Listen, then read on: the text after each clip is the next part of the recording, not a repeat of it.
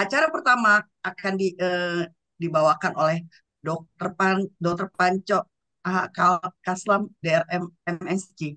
Saya akan Mbak Dita bisa tolong. Beliau adalah seorang dokter yang pendidikannya luar biasa. Ini pendidikannya nggak ada yang di Indonesia ya, semuanya Ibu dan Bapak bisa baca, semuanya pendidikannya di luar negeri. Jadi rasanya kita bersyukur banget karena Dokter Panco Kaslam telah bersedia untuk memberikan materi yang berjudul Tantangan Surveillance HIS di Indonesia. Adapun beliau adalah seorang master training, advanced training dan clinical training. Jadi luar biasa training yang diikuti oleh beliau tentang bagaimana kita melatih. Untuk itu, Dr. Panco dipersilahkan dengan materi tantangan surveillance HIS di Indonesia dalam waktu 42 menit dari sekarang sampai pukul 9.45. Terima kasih Dr. Panco, dipersilahkan waktunya. Terima kasih Ibu Ani untuk waktunya. Assalamualaikum warahmatullahi wabarakatuh. Salam sejahtera untuk kita semua. Apakah suara saya dapat didengar dengan jelas? Terdengar dengan jelas, Dok. Terima Nggak kasih. putus-putus ya? Tidak, Dok. Ya, baik. Alhamdulillah. Alhamdulillah. Terima kasih kepada para peserta sekalian yang telah bersedia meluangkan waktunya di membahas tentang surveillance heist. Izinkan saya share screen. Seperti tadi juga disampaikan oleh Dr. Pratiwi yang pada waktu pembukaannya bahwa hanya 85% dan yang dilakukan di negara yang lebih maju. Pengalaman kita di Indonesia juga dilakukan oleh Perdalin pada waktu melaksanakan kerja program-programnya. IPCAF di beberapa provinsi kita menunjukkan bahwa implementasi surveillance masih sangat rendah. Pemanfaatan protokol dan pelatihan tentang surveillance HIS sebenarnya sudah ada. WHO telah menerbitkan protokol dan formulir pengumpulan data untuk IDO ataupun infeksi daerah operasi atau surgical site infection. Tadi juga sudah disebutkan oleh Dr. Pratiwi bahwa ini juga sudah ada untuk kepada surveillance-surveillance di dalam HIS yang lainnya. Untuk kursus dan teknologi informasi dan digital kesehatan, WHO menyediakan kursus online. Silahkan bisa membuka pada HTTPS Open WHO Organization untuk dapat mengikuti kursus atau melihat kursus apa saja yang ada di situ yang bisa diikuti. Penguatan sistem surveillance HIS tingkat nasional dan fasilitas sangat penting untuk mengurangi beban HIS ini.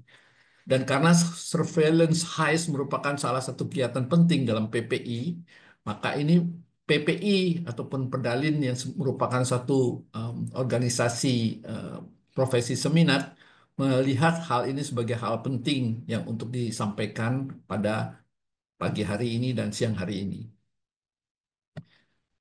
Bagaimana isu dan tantangan surveillance HIS?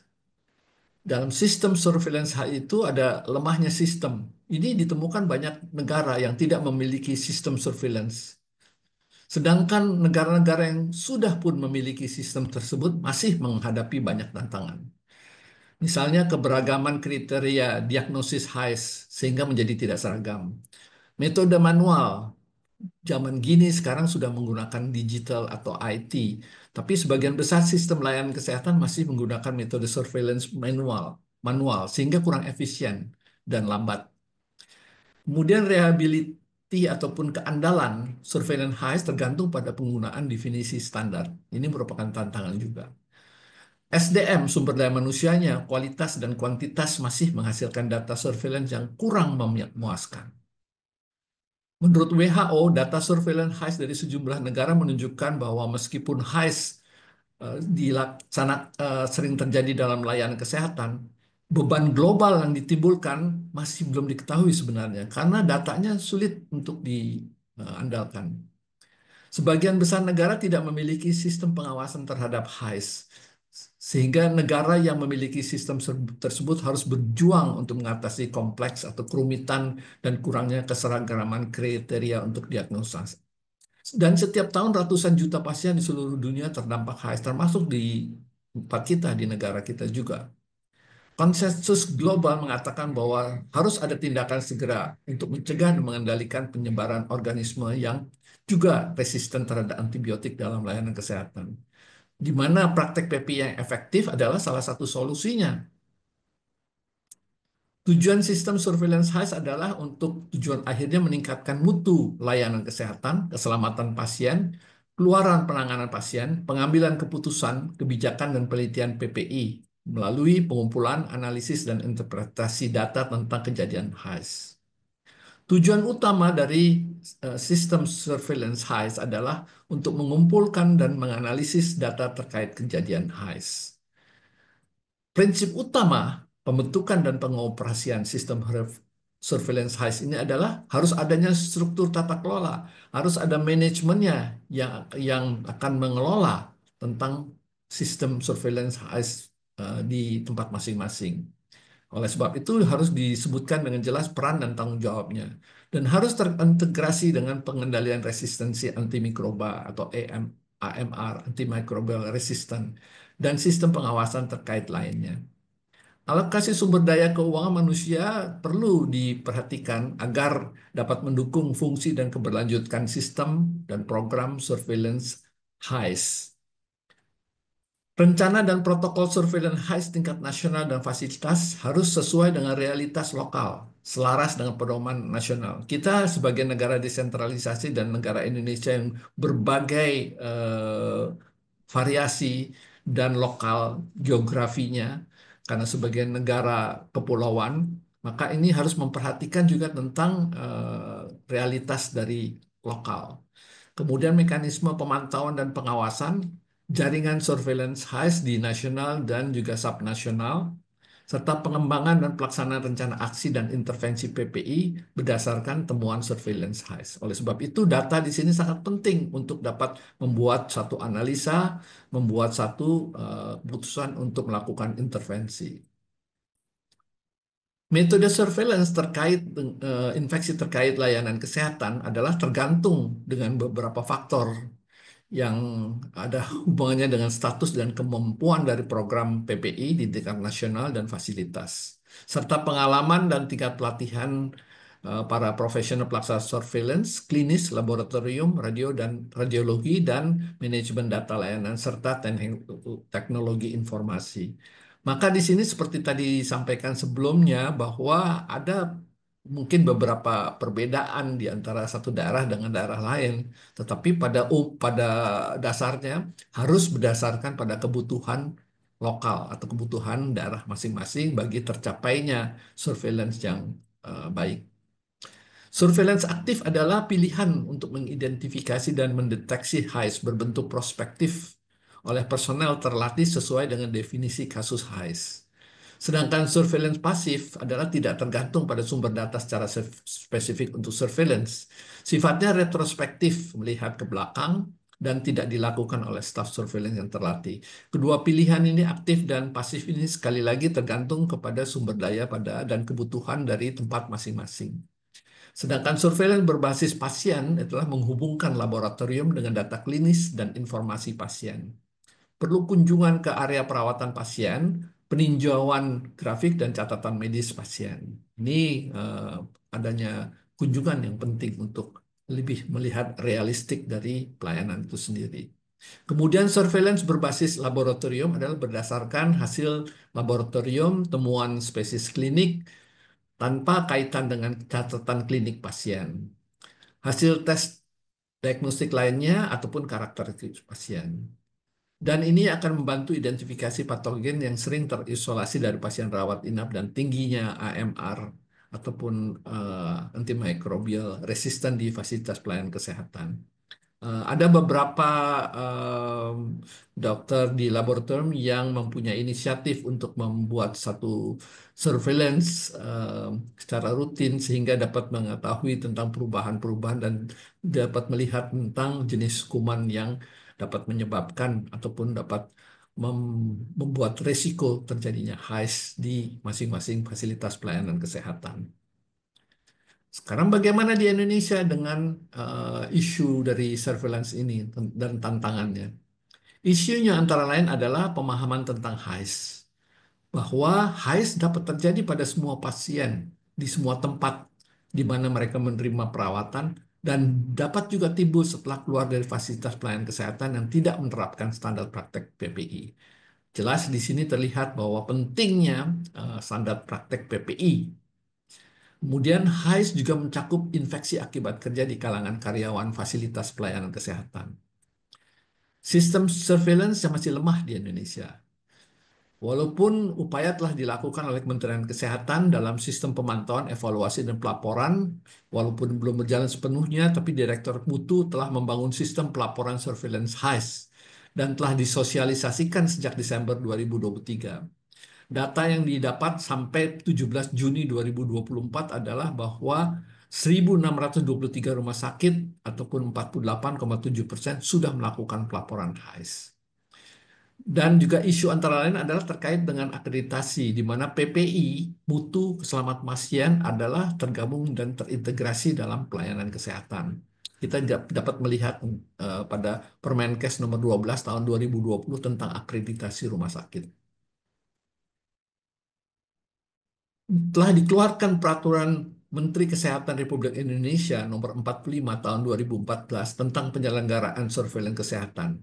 Surveillance penyakit menular telah disebutkan di sini ada 15 yang bisa dilihat di sini, dan untuk lebih detail dan rincinya silakan melihat peraturan Menteri Kesehatan nomor 45 tahun 2014 ini.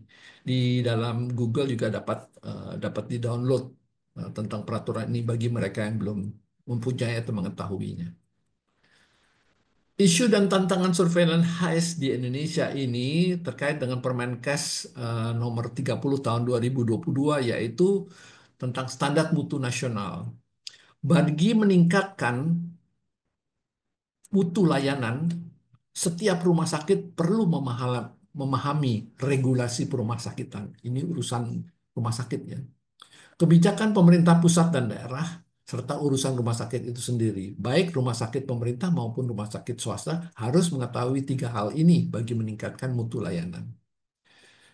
Dan bagi rumah sakit untuk melaksanakan sesuai visi, misi, dan strategi dari Kementerian Kesehatan, maka ada inputnya, itu ada input administrasi, sarpras, sarana dan prasarana, peralatan kesehatan, sumber daya manusia, dan standar pelayanan. Merupakan hal awal yang didukung oleh persyaratan perizinan.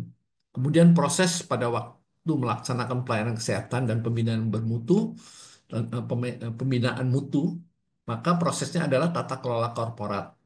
Budaya korporat berbeda dengan budaya tradisional ya. Itu akan dibahas tentang di saat lain tentang yang disebut dengan budaya korporat. Tapi salah satu dari budaya korporat adalah kepatuhan pada standar dan aturan. Kemudian tata kelola klinik, kendali mutu dan biaya, keselamatan pasien, pembinaan dan pengawasan.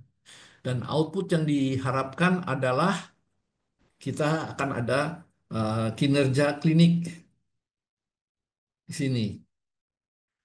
Dan kemudian kita melihat dengan NDR dengan um, GDR rumah sakit, kemudian BOR rumah sakit, LOS, TOI, surveillance infeksi, kinerja keuangan, tingkat kepuasan klien. Jadi NDR itu adalah net death rate-nya, sedangkan dari GDR itu gross death rate-nya dari rumah sakit. Sedangkan BOR itu adalah bed occupation ratio ataupun angka penggunaan tempat tidur, dan LOS atau LOS adalah length of stay, adalah lamanya pasien tinggal. Sedangkan TOI itu adalah turnover interval, artinya tenggang perputaran tempat tidur. Nah, ini merupakan output yang dinilai di dalam pemantauan dan pengawasan. Ini dikeluarkan oleh Direktur Jenderal Yankes Kementerian Kesehatan. Seperti yang tadi disampaikan bahwa PPI, mutu dan keselamatan pasien tidak dapat terpisahkan karena terintegrasi. Ini disebutkan dalam Permenkes nomor 27 tahun 2017 untuk PPI dan Permenkes nomor 11 tahun 2017 untuk keselamatan pasien dan Permenkes nomor 30 tahun 2022 untuk mutu. Dilihat di sini bahwa standar mutu atau quality standard didefinisikan sebagai dokumen yang memberikan persyaratan, spesifikasi, pedoman, atau karakteristik yang dapat digunakan secara konsisten untuk memastikan bahwa bahan, produk, proses, dan layanan sesuai dengan kepentingannya. Bagaimana kita dapat mencapai mutu itu apabila data-data yang menunjukkan ada kepatuhan pada standar dan terutama tentang surveillance untuk tantangannya tidak didapat. Oleh sebab itu sekali lagi di sini kita melihat bahwa surveillance adalah sangat penting. Dalam hal ini, seperti tadi disampaikan dan menjadi tujuan dari pertemuan webinar kita hari ini adalah kita melaksanakan surveillance HISE Dokter Panco. berdasarkan kepada Oke. buku saku dari WHO tahun 2024 yang terbaru, yang kita sama-sama akan bahas di sini. Dan yang paling penting lagi, buku ini belum lagi diadopsi ke Indonesia, sehingga apabila dilakukan adopsi, kita akan dapat memberikan rekomendasi kepada Kementerian Kesehatan tentang buku saku yang akan digunakan Indonesia berdasarkan kepada buku saku dari WHO 2024 ini. Misalkan seperti terminologi. Mungkin kita melihat di sini bahwa surveillance yang dilaksanakan di Indonesia sebelumnya dan kemudian yang dirangkum oleh WHO dalam buku saku yang akan datang tidak banyak berubah karena tantangannya masih tetap kepada yang tadi disampaikan, yaitu pemahaman dan penerapan serta pengawasannya. Jadi terminologi baru di sini yang disampaikan mungkin juga bukan baru, tetapi lebih dijelaskan, lebih dikuatkan, yaitu Healthcare Associated Infection atau infeksi terkait pelayanan kesehatan adalah infeksi yang terjadi pada pasien selama proses perawatan di rumah sakit atau fasilitas pelayanan kesehatan lainnya yang tidak ada atau tidak dalam masa inkubasi pada saat masuk. Juga dapat timbul setelah keluar dari rumah Dokter sakit. Panco, suaranya hilang. Suaranya hilang. Masih dengar nggak? Dokter Jelas, Panco. Dok, jelas. Jelas Jelas, suaranya? Dok. Cukup jelas, Dokter Panco. Mungkin Baik, sinyal terima kasih. Ibu Ani yang kurang. Silakan lanjutkan, Prof.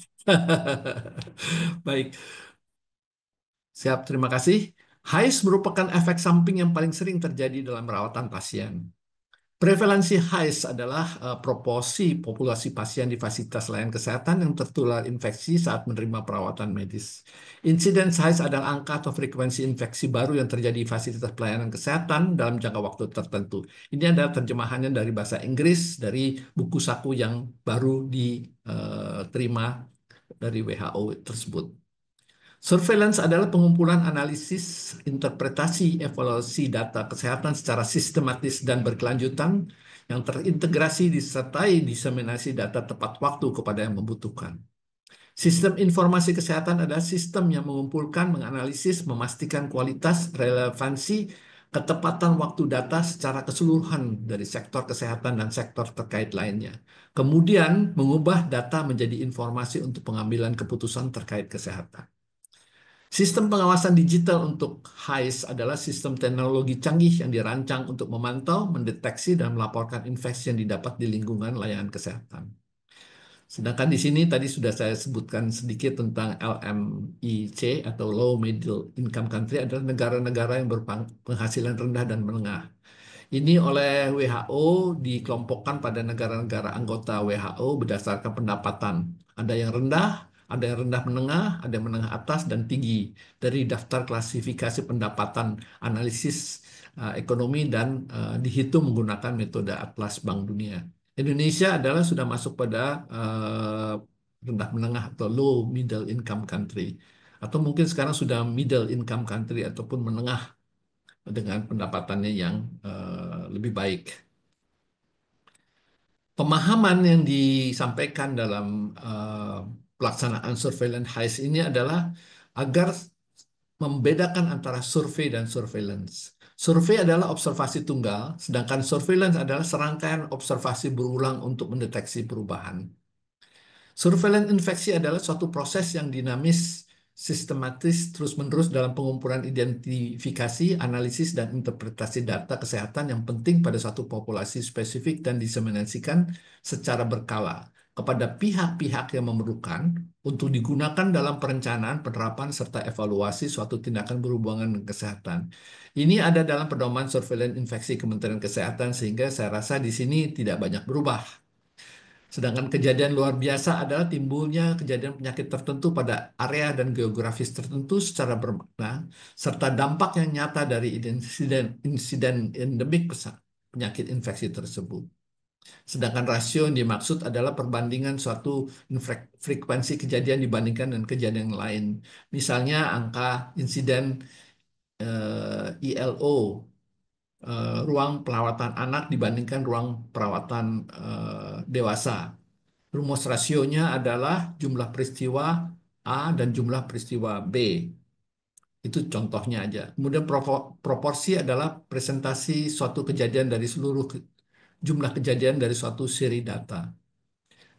Ini adalah buku sakunya yang baru, yaitu Surveillance of Healthcare Associated Infection at National and Facility Level, di mana elemen esensialnya di sini adalah tentang perencanaan, pengumpulan data, analisa, interpretasi, komunikasi, dan pemantauan evaluasi. Untuk detailnya tentang surveillance itu sendiri, surveillance heist, akan dapat dibahas nanti oleh pembicara-pembicara berikutnya. Dalam buku saku ini, tujuan dan ruang lingkup dan sasaran buku saku adalah memberikan gambaran komprehensif tentang tujuan, konsep kunci, prinsip, metode, dan praktek terbaik surveillance heist. Jadi penting bagi kita untuk menjadi pedoman dalam melaksanakan surveillance di tempat kita masing-masing. Dan sebagai masukan untuk membantu pembuat kebijakan dan profesional PPI dalam perancangan dan penerapan sistem pengawasan yang efektif, agar dapat mengukur beban heist dan mengambil tindakan pencegahan dengan bukti terkini tentang surveillance heist yang selaras dengan dokumen PPI WHO yang telah diterbitkan. Artinya ketika membuat advokasi kepada bupati ataupun kepada kepala daerah masing-masing dalam perencanaan dan termasuk juga dengan pembiayaannya, maka dapat digunakan referensi bahwa ini kan menurut dari aturan global yaitu WHO untuk surveillance heist di tempat masing-masing. Dan buku saku ini ditujukan untuk penanggung jawab pengambilan keputusan perumusan kebijakan terkait surveillance heist dan surveillance PPI di tingkat nasional, subnasional, dan fasilitas. Termasuk penggiat dan penanggung jawab yang mengasihi program dan inisiatif PPI, pimpinan dan tim surveillance heist, kelompok teknis multidisiplin surveillance heist, komite PPI nasional, kelompok peneliti PPI dan surveillance heist, profesional yang mengembangkan atau menerapkan program PPI, penyusun pelaksana strategi PPI, profesional yang diberi mandat untuk menyusun dan melaksanakan rencana aksi nasional bagi memerangi resistensi antimikroba, petugas sistem pengawasan atau pengelola surveillance penyakit menular, program mutu, keselamatan pasien, akreditasi, dan kedaruratan kesehatan masyarakat dalam sesuai peraturan kesehatan internasional. Tentunya para peserta di sini akan masuk di dalam salah satu dari sasaran yang di dalam buku saku ini. Ini adalah perencanaan tentang pelaksanaan surveillance heist yang ditunjukkan di sini, dibagi dalam best practice ataupun praktek baik di tingkat nasional dan juga praktek baik di tingkat fasilitas. Pertama adalah ditanyakan di dalam level nasional siapa yang bertanggung jawab terhadap surveillance heist. Kemudian juga di fasilitas di level dari fasilitas, tingkatan fasilitas adalah tentukan siapa yang bertanggung jawab untuk surveillance heist di tempat fasilitas itu. Kemudian juga di tingkat nasional ditentukan tentang tujuan dan objektif dari heist. Jadi hasil akhirnya apa yang ingin disampaikan. Demikian juga di tingkatan fasilitas. Termasuk juga dengan mengalokasikan sumber daya, baik manusia maupun keuangan. Yang mungkin agak berbeda di sini pada tingkat nasional adalah mengidentifikasi metodenya.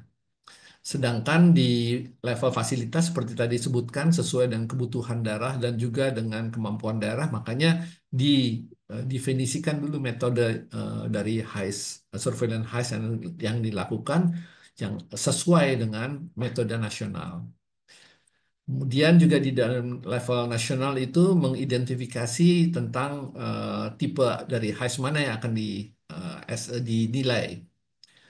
Sedangkan di fasilitas adalah mengidentifikasi tentang prioritas di fasilitas tipe HISE mana yang akan dijadikan fokus dengan konteks dari tipe nasional tentang infeksi itu sendiri. Di tingkat nasional perlu ada kesepakatan tentang definisi kasus HISE yang terstandar. Sedangkan pada tingkatan fasilitas menggunakan definisi kasus surveillance HISE nasional. Pada nasional itu level adalah memilih em, fasilitas-fasilitas yang akan melakukan surveillance HISE. Dalam hal ini untuk tingkatan fasilitas semuanya memang harus melakukan. Kalau nasional biasanya dia memilih untuk menjadikan sebagai laporan ataupun sebagai model yang akan dilihat. Kemudian pada tingkatan nasional itu menentukan tentang waktunya, time periodnya dari surveillance HISE itu. Sedangkan di level fasilitas atau tingkatan fasilitas adalah mengikuti rekomendasi dari rencana strategi nasional untuk HISE. Untuk tingkat nasional ditentukan untuk memfasilitasi pertukaran informasi surveillance HISE antara fasilitas untuk berbagi pengalaman dan juga pelatihan tentang surveillance HISE ini. Di tingkat fasilitas adalah di administrasinya untuk mempromosikan kolaborasi di antara PPI dan dengan HISE surveillance dan kemudian juga dengan staf pemberi pelayanan kesehatan melalui meeting ataupun melalui webinar, pertemuan-pertemuan untuk berkolaborasi. Sedangkan untuk pengumpulan data dari pengumpulan data surveillance ada juga terbagi di dalam data tingkat nasional dengan tingkat fasilitas. Dan ini sudah ditentukan juga di tempat yang dipelaksanakan kita. Di sini lebih dijelaskan lagi apa perbedaan data pengumpulan data di tingkat nasional dan di tingkat fasilitas. Yang pada dasarnya di tingkat nasional lebih kepada kepentingan seluruh nasional dan kebijakan serta aturan nasional. Di tingkat fasilitas adalah lebih kepada kebutuhan fasilitas, kemampuan fasilitas, dan kemudian pelaksanaannya serta pelaporannya.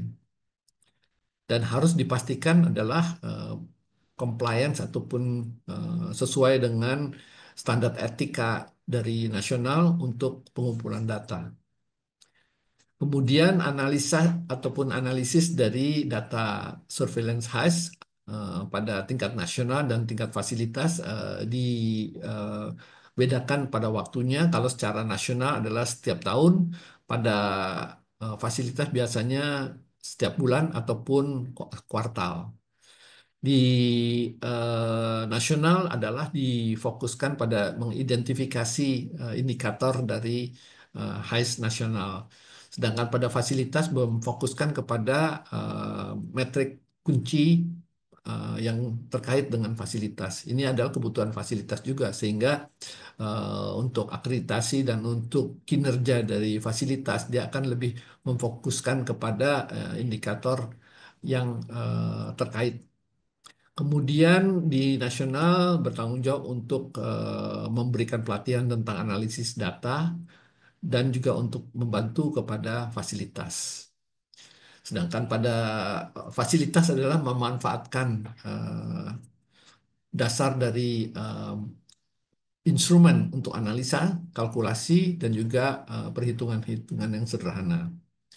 Interpretasi dari data surveillance HISE itu terbagi juga pada nasional dan fasilitas, di mana di nasional adalah lebih kepada meluas pada cenderung kesehatan nasional.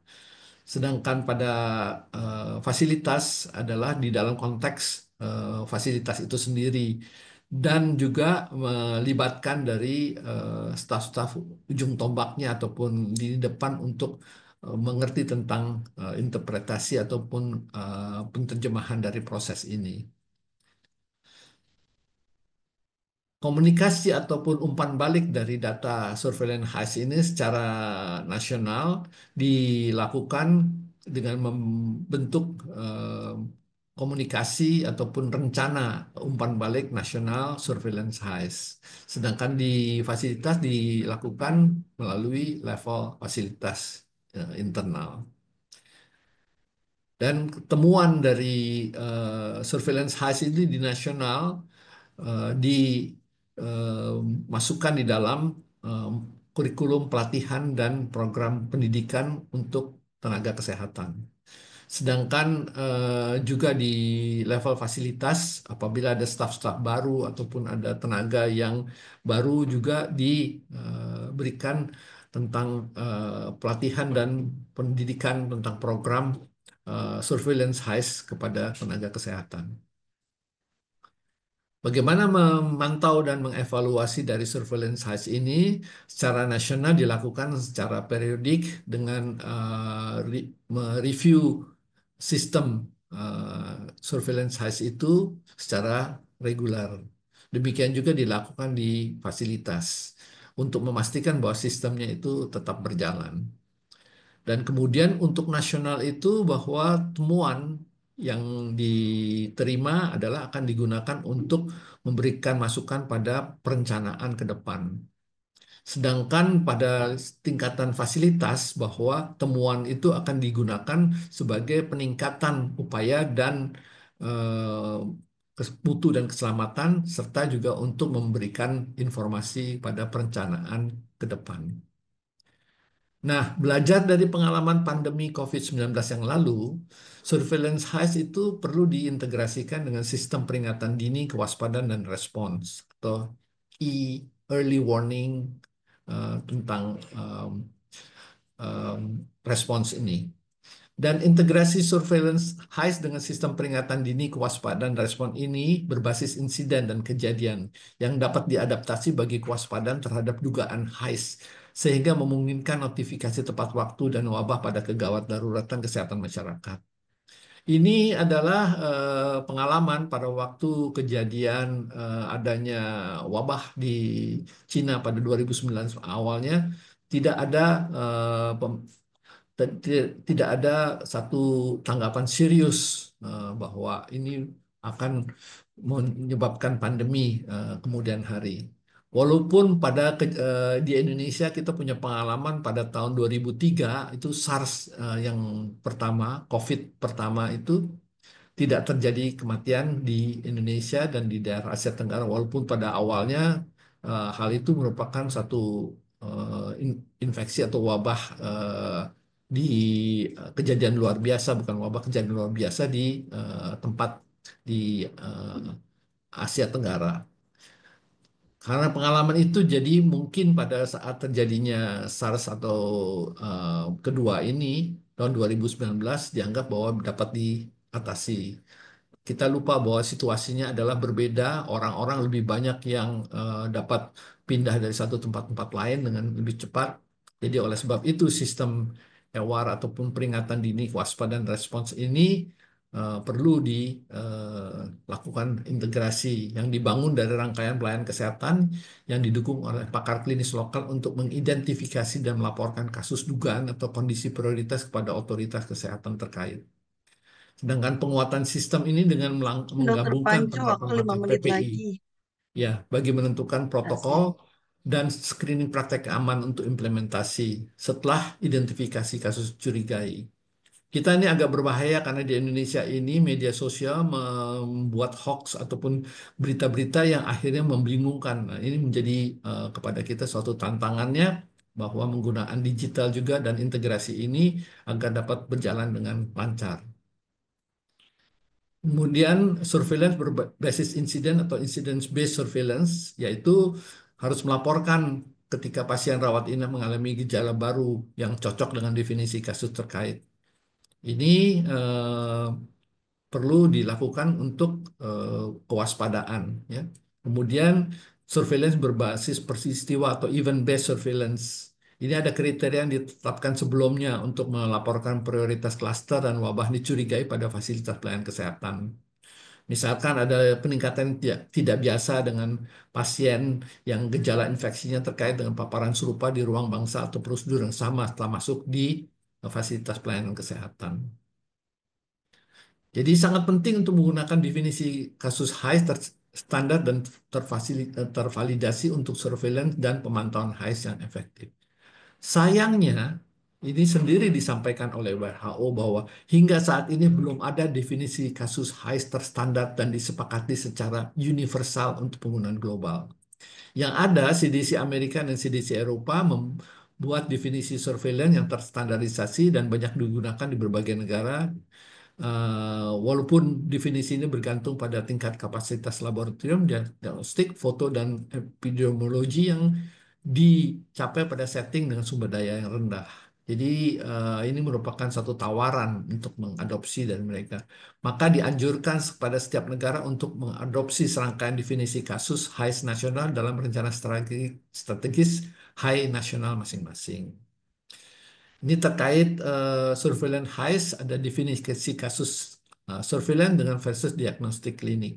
Kayaknya yang ini sudah sering dipahami dan mungkin di sini diperjelas lagi dalam buku saku ini tentang maksud dan tujuan dari perbedaan ini, kemudian apa objektif dengan berbanding dengan subjektifnya, kemudian populasi berbanding dengan individu, dan kemudian konsistensi dengan versus akurasi dan temporal aspek sementara. Jadi di sini kita melihat ada bedanya tentang case definisi yang pada HIVE, surveillance HIVE itu untuk surveillance dan publik kesehatan masyarakat, sedangkan pada klinik lebih kepada untuk pedoman perawatan pasien.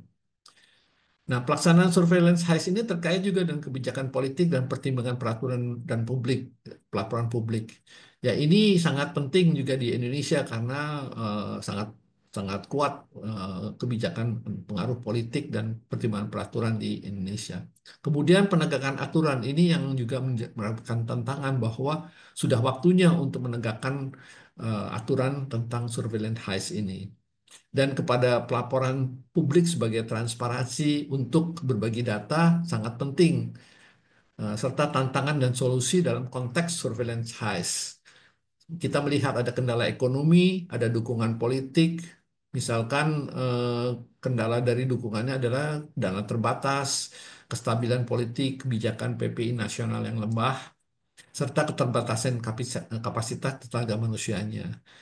Kemudian keterbatasan kapasitas sistem pelayanan kesehatan seperti diagnostik, IT, berbagi data, integrasi kolaborasi antara disiplin budaya yang berbeda antara provinsi dengan provinsi lainnya, antara Indonesia Barat dengan Timur, dan sebagainya yang perlu diperhatikan dalam konteks surveillance HIVE. Jadi untuk merangkum apa yang tadi kita sampaikan, buku saku ini adalah menyederhanakan atau simplicity dari pelaksanaan dari surveillance yang berdasarkan pengalaman pandemi COVID itu adalah harus dilakukan. Bukan dipersulit ataupun dibikin ruwet sehingga orang tidak melakukan, tapi harus disederhanakan sehingga harus dilakukan surveillance HIVE ini. Kemudian melibatkan pemangku kepentingan dan dukungan legislasi. Modul yang berbeda untuk area klinik spesifik perlu disiapkan. Kemudian pusat rujukan nasional yang kuat, portal pengelolaan user-friendly online. Kita sekarang sudah menggunakan online, tapi juga kita harus memperhatikan tentang daerah-daerah yang internetnya kurang kuat. Seperti juga mungkin di dalam webinar pagi ini ada yang kurang dapat menerima sinyal dengan baik sehingga terganggu komunikasinya. Kemudian penanganan data rahasia. Jadi hanya data tertentu yang dibagikan. Ini sudah kita tekankan agar tidak ada kebocoran data. Kemudian menekankan pada kolaborasi dan jejaring. Jadi jangan berdiri sendiri tapi berjejaring dan berkolaborasi. Antara rumah sakit bisa juga berkolaborasi antara rumah sakit daerah dengan rumah sakit swasta. Pada dasarnya sama-sama yaitu untuk mengurangi kejadian dari HIVE. Peran dan tanggung jawab yang jelas dari pengelola, serta menyusun konteks standarisasi protokol surveillance dan strategi implementasi surveillance itu. Bagaimana strateginya di tempat masing-masing? Apa yang harus dicapai dalam waktu 3 tahun, 5 tahun, 10 tahun, dan sebagainya. dan mengaitkan surveillance heist dengan kegiatan pencegahan lainnya. Dan untuk itu saya akhiri presentasi saya hari ini. Dan saya sudahi dengan wabillahi taufik wal hidayah. Wassalamualaikum warahmatullahi wabarakatuh. Saya kembalikan kepada Ibu Ani untuk seterusnya.